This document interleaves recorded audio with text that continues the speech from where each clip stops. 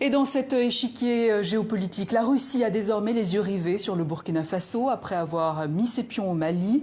Le parrain du groupe Wagner, Evgueni Prigojine, s'est félicité du coup d'État militaire qui a renversé le président burkinabé Kaboré, réputé proche de Vladimir Poutine. Il évoque une nouvelle ère de la décolonisation. Les précisions de Grégory Fontana.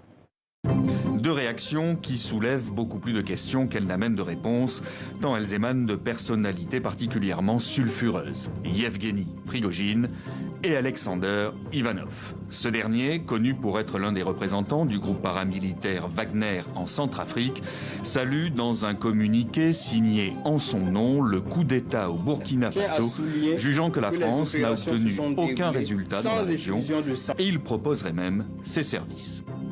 Je crois que si des instructeurs russes sont invités à former l'armée du Burkina Faso, ils pourront le faire efficacement.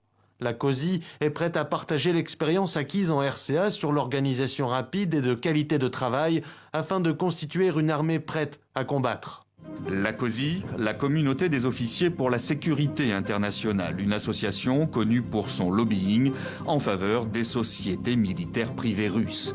Alexander Ivanov, ici salué et remercié publiquement par le président du Parlement centrafricain pour l'engagement des mercenaires russes dans le pays, régulièrement accusés d'exactions, notamment par les Nations Unies.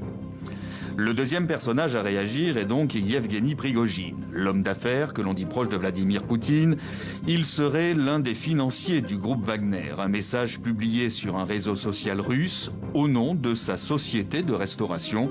Il saluerait le putsch de Ouagadougou et prédirait un nouveau mouvement de libération en Afrique, une nouvelle ère, je cite, de la décolonisation.